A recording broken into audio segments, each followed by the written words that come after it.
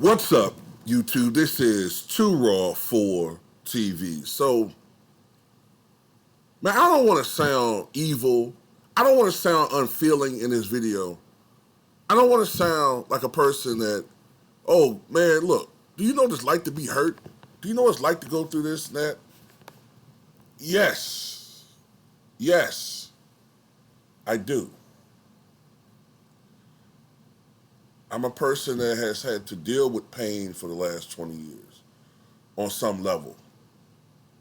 So I do. Now, I'm not an athlete, but I'm a person that has to deal with pain.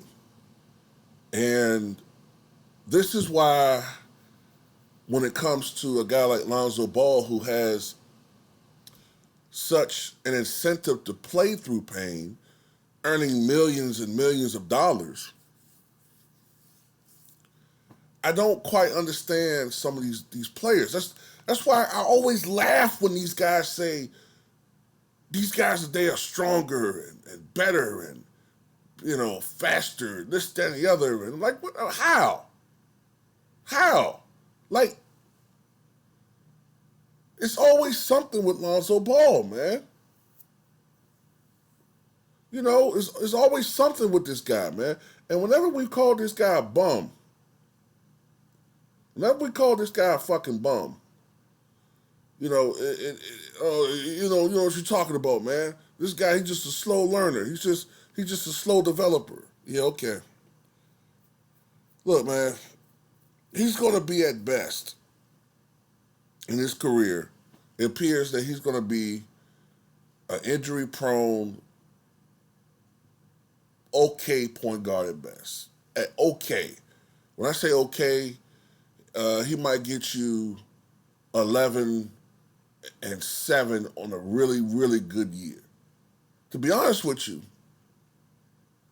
from a production standpoint, is he much better than John Paxson? Because with those numbers, 11 and 5, 11 and 6, that sounds like what John Paxson could give you at his best. Like, he's not a superstar. He's not LaMelo. Obviously, that's been proven. Okay, I've learned to accept that. You since you got a little proclivity for blocking shots, playing decent defense, your three-point shot was improved. I'll take that. As long as a team don't have to revolve around you, but you could be a piece, fine. But he can't be that piece right now. Now, he had surgery back in January for a meniscus tear. All right? Now, I've been looking at these types of injuries when it comes to sports and athletics, and it usually takes 3 to 6 months. Now, by that I mean from the time you have surgery to the time you're ready to come back. Younger players can come back as soon as 3 or 4 months.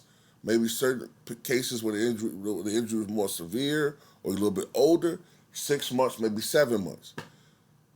Mind you, this is now September. So this was 8 months ago. 8 months ago. When he first had that surgery, he was projected to be able to come back toward the last few weeks of the regular season. That didn't happen. Then there was reports that he wasn't getting any better. Then there was reports maybe 2 months ago, okay, he's finally showing signs he's getting better. The knee is structurally sound, so he should be ready. So here come reports now, well, the knee is structurally sound. There's nothing wrong with his knee.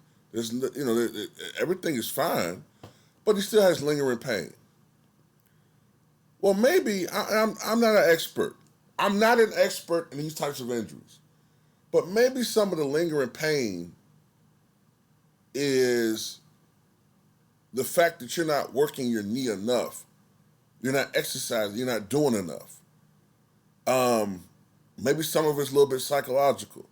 Like I said, I don't know. Maybe he just has the slowest healing meniscus tear injury in the history of basketball. But you're not going to be ready for the start of the season? You're going to miss training camp? and missed the regular season. Uh, I'm not saying that that he's lying and he's stealing money. I'm not saying that. But what I'm saying is, if you watch basketball for 30 years and you saw how long it usually takes for people to come back from these types of injuries, there's something going on here. You know, like, why did it take Kawhi Leonard so long to come back from the injury he had? Why does it take certain players a year and a half to come back from injury that it used to take guys to, come back in 9 months? Why does it take Anthony Davis 6 weeks to come back from an injury that everybody else comes back in 2 to 3 weeks? It's shit like that that makes you start wondering, man, as an NBA fan, and even more ominously, if you're a ticket holder, we're getting fleeced. We're getting fleeced by everybody. These players don't want to really go out there and compete and play at a high level. Here you got Anthony Davis. Motherfuckers talking about Russell Westbrook. Anthony Davis is playing for the purple and gold. And motherfuckers give him an excuse. Well, when AD puts his mind to it, you don't give Russ that fucking benefit of the doubt. He got to go out there and play like a superstar every fucking night, or he'll be on the low lights. You got Jeremy Grant outplaying a player that many people thought was an MVP candidate in AD, and he gets away with it. He gets to sit on the fucking sidelines every fucking month, because he get hurt every goddamn month. Every fucking 4-5 weeks, AD hurt. But anyway, I don't know, man. Maybe Lonzo needs some type of, psychological help, man. Some guys, they, when they suffer an injury, they're afraid of getting injured again. They're afraid of pushing it. I don't know. Like I said, I don't know what's going on with the guy, man. But this shit is getting monotonous, man. Like, the guy's always hurt.